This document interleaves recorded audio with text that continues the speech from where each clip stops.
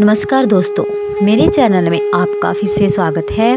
दोस्तों, आज मैं आपको बताऊंगी श्रीमद् भगवत गीता के 11 ऐसे रहस्य जिसे जानकर आप चौंक जाएंगे। दोस्तों, वीडियो शुरू करने से पहले प्लीज़ आप मेरे चैनल को लाइक और सब्सक्राइब करना ना भूलें। दोस्तों, श्री कृष्ण जी कहते हैं कि ना कोई मरता है और ना ही कोई मारता है, सभी निमित्त मात्र है। सभी प्राणी जन्म से पहले बिना शरीर के थे, मरने के उपरांत भी वे बिना शरीर वाले हो जाएंगे।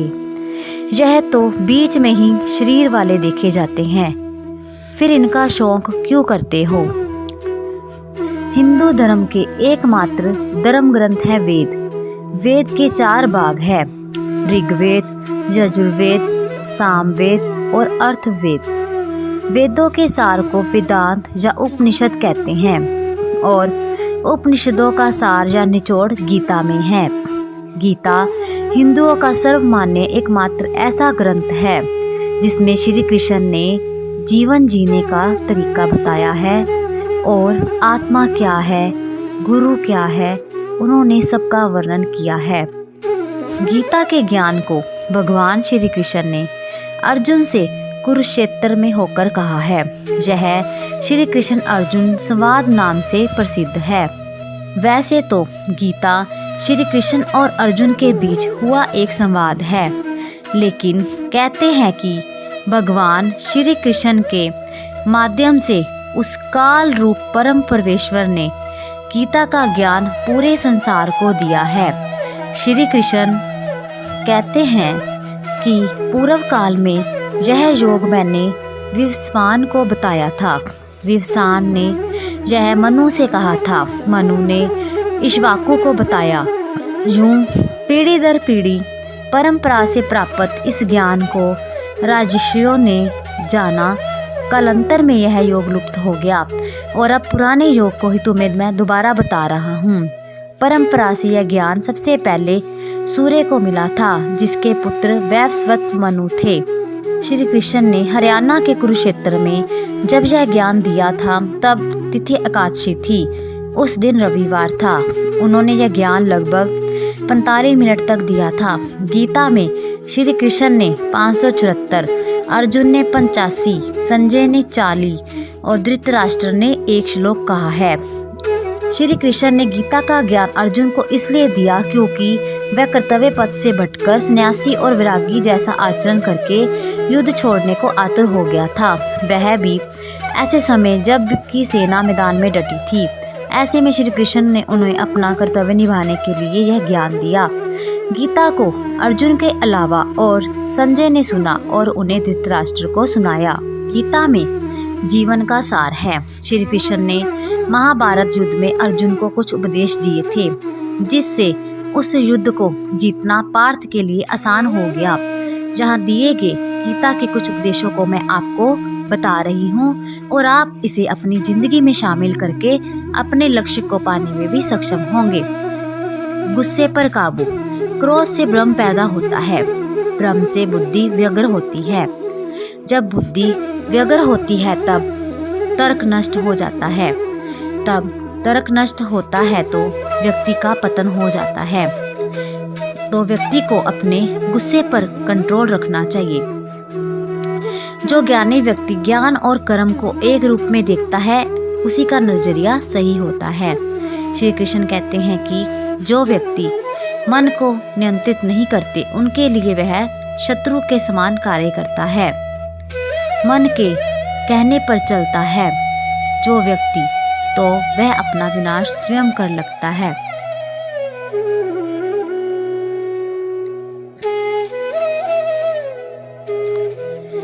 मनुष्य अपने विश्वास से ही निर्मित होता है। जैसा वो विश्वास करता है वैसा ही वो बन जाता है। मन पर नियंत्रण बहुत जरूरी होता है। मन बहुत चंचल होता है और वह सदा यहाँ से वहाँ भटकता है। अशांत मन को योग और ध्यान का नियमित अभ्यास कर वश में किया जा सकता है। मनुष्य को हर दिन आत्मचिंतन करना चाहिए। आत्मचिंतन से जो ज्ञान प्राप्त होता है, उससे व्यक्ति उसके अंदर छुपे अज्ञान रूपी अंधकार को दूर कर सकता है। भगवान श्री कृष्ण ने गीता में कहा है कि मनुष्य जैसा कर्म करता है उसे उसी के अनुरूप परिणाम की प्राप्ति होती है। इसीलिए जीवन में अच्छे कर्म को महत्व देना चाहिए। मनुष्य जो चाहे वह प्राप्त कर सकता है, बस जरूरत होती है तो इच्छित वस्तु को प्राप्त करने लगन के साथ कार्य करने की। ऐसा करके मनुष्य सफलता प्राप्त कर सकता है। प्रकृति के विपरीत कार्य करके मनुष्य तनाव से ग्रसित होता है। यही तनाव मनुष्य के विनाश का कारण बनता है। इसीलिए तनाव से मुक्त रहने के लिए धर्म और कर्म का मार्ग अपनाना चाहिए। कृष्ण कहते हैं कि मनुष्य जिस तरह सोचता है उसी तरह का आचरण करता है। स्वयं के अंदर जो विश्वास को जागृत कर सोच में बदलाव ला सकता है, उसी के लिए उसका जीवन बेहतर होता है। बुद्धिमान व्यक्ति कर्म को प्रदान करता है, वह उसके फल के बारे में कभी नहीं सोचता।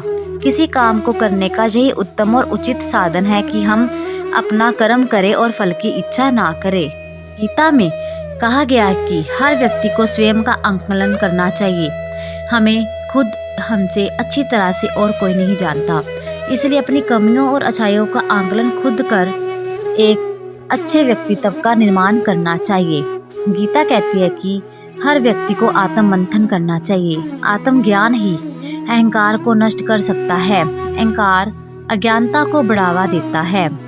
उत्कर्ष की ओर जाने के लिए आत्म मंथन के साथ ही एक सही और सकारात्मक सोच का निर्माण करना भी जरूरी होता है। जैसा आप सोचेंगे वैसा ही आप आचरण करेंगे। इसलिए खुद को आत्मविश्वास से भरा हुआ और सकारात्मक बनाने के लिए अपनी सोच को ठीक करें। गीता के अनुसार सत्य वस्तु का तीनों कालों में अभाव नहीं, उसे मिटाया नहीं जा सकता, उसे रोका नहीं जा सकता और आत्मा ही सत्य है, बाकी शरीर तो नाशवान है। जिस तरह मनुष्य पुराने वस्त्र त्याग कर नए वस्त्र पहनता है, उसी तरह आत्मा पुराने शरीर को त्याग कर नए शरीर का धारण करती है। वह शरीर उसे कर्मों के अनुसार मिलता है। गीता के अनुसार शरीर को रथ की उपमा देते हैं। इंद्रियां इसके घोड़े हैं, मन सारथी और आत्मा स्वामी है। शरीर और मन का संबंध शासित और शासक है। शरीर वही कुछ करता है जिसका मन निर्देश देता है। मन जिधर लगाम खींचता है, शरीर रथ के घोड़े उसी दिशा में दौड़ जाते हैं। भगवद गीता में भगवान कृष्ण ने कहा है कि सब कुछ एक कारण या अच्छे कारण से होता है। जीवन में जो कुछ भी होता है अच्छे के लिए होता है और उसके पीछे हमेशा एक कारण होता है। उन्होंने यह भी बोला है कि हम सभी एक निर्माता है, ईश्वर की संतान है। ईश्वर सबसे ऊंची शक्ति है और यह संसार उसके द्वारा निर्मित है। गीता के अनुसार जीवन का अंतिम सत्य है, जो उत्पन्न हुआ है वह निश्चित काल में ही काल का शिकार होगा। कितना भी बड़ा धर्मात्मा पुण्य आत्मा क्यों ना हो, जो आया है उसे जाना होगा। लेकिन यह बात भी परम सत्य है कि मनुष्य के कर्म उसे मृत्यु के बाद भी संसार में जीवित रखते हैं।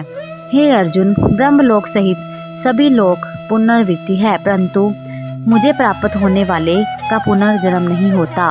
मृत्यु के बाद जीवात्मा कुछ काल के लिए अपने शुभ अशुभ कर्मों के आधार पर किसी न किसी लोक में वास करती है। यदि पाप ज्यादा है तो नरक लोक, यदि पुण्य ज्यादा है तो स्वर्ग लोक। श्री कृष्ण ने कहा है कि सत्य से बढ़कर कोई धर्म नहीं है, असत्य से बड़ा कोई अधर्म नहीं है। सत्य का एक दूसरा नाम प्रेम भी है। जीवन में प्रेम लाओ और सभी से प्रेम करो। कृष्ण ने कहा, हे अर्जुन, मैं ही गर्मी प्रदान करता हूँ, मैं ही बारिश लाता हूँ, मैं ही रोकता हूँ, मैं ही अमर हूँ और मैं साक्षात मृत्यु ही हूँ। आत्मा तथा पदार्थ दोनों मुझ में ही हैं। जो लोग भक्ति में श्रद्धा नहीं रखते वे मुझे पा नहीं सकते, अतः वे इस दुनिया में जन्म मृत्यु के रास्ते पर वापस आते रहते हैं। जिसने जन्म लिया है उसकी मृत्यु निश्चित है और मृत्यु के बाद पुनर्जन्म भी निश्चित है। प्रत्येक बुद्धिमान व्यक्ति को क्रोध और लोभ का त्याग कर देना चाहिए, क्योंकि इससे आत्मा का पतन होता है। हे अर्जुन, क्रोध से भ्रम पैदा होता है और बुद्धि का नाश हो जाता है। जो सब प्राणियों के दुख सुख को अपने सुख दुख के समान समझता है और सबको समभाव देखता है, वही श्रेष्ठ योगी होता है। जो लोग हृदय को नियंत्रित नहीं करते, उनके लिए वह शत्रु के समान काम करता है। जो व्यक्ति निरंतर विचलित भाव से भगवान के रूप में मेरा स्मरण करता है वह मुझे अवश्य ही पा लेता है। हे अर्जुन, श्री भगवान होने के नाते मैं जो कुछ भूतकाल में घटित हो चुका है, जो वर्तमान में घटित हो रहा है और जो आगे होने वाला है, मैं सब कुछ जानता हूँ। मैं स्वस्थ जीवों को भी जानता हूँ, किंतु मुझे कोई नहीं जानता। हे अर्जुन, मैं जल का स्वाद हूँ, सूर्य तथा चंद्रमा का प्रकाश मैं ही हूँ। मैं वेद हूँ, मैं आकाश में ध्वनि हूँ, मनुष्य में सामर्थ्य भी मैं ही हूँ। हे पार्थ, जिस भाव से सारे लोग मेरी शरण में ग्रहण करते हैं उसी के अनुरूप मैं उन्हें फल देता हूँ। जो मेरे आविर्भाव के सत्य को समझ लेता है वह इस शरीर को छोड़ने पर भौतिक संसार में पुनर्जन्म नहीं लेता, वह मेरे धाम को प्राप्त होता है। हे अर्जुन, मैं वह काम हूँ जो धर्म के विरुद्ध नहीं है। जो लोग निरंतर भाव से मेरी पूजा करते हैं उनकी जो आवश्यकताएं होती हैं उन्हें मैं पूरा करता हूँ, और जो कुछ उनके पास है मैं उनकी रक्षा करता हूँ। मैं भक्तों का उद्धार करता हूँ, दुष्टों का विनाश करता हूँ और हर युग में प्रकट होता हूँ। जब भी और जहाँ भी अधर्म बढ़ेगा तब मैं धर्म की स्थापना हेतु अवतार लेता रहूँगा। मैं ही लक्ष्य, पालन करता, स्वामी, धाम, शरण स्थली तथा प्रिय मित्र हूँ। मैं ही सृष्टि, ब्रह्मांड, सबका आधार, आश्चर्य, अविनाशी बीज मैं ही हूँ। जिसने मन को जीत लिया उसके लिए मन सबसे अच्छा मित्र है। जो मन को नहीं जीत सकता वह उसका दुश्मन है। अगर कोई भक्ति भाव से मुझे पत्र, फूल, धन, जल प्रदान करता है तो मैं उसे स्वीकार करता हूँ। हे अर्जुन, जो मेरे किए को स्वीकार करता है मैं सदैव उसके साथ होता हूँ। मनुष्य जो चाहे बन सकता है अगर वह विश्वास के साथ इच्छित वस्तु पर लगाकर चिंतन करे तो। जो मनुष्य अपने कर्म फल प्रति निश्चित है और अपने कर्तव्य का पालन करता है वही असली योगी होता है। तो दोस्तों, ये था गीता का संपूर्ण ज्ञान। तो आपको कैसी लगी वीडियो? लाइक, शेयर और कमेंट करना ना भूलें। जय श्री कृष्ण। धन्यवाद।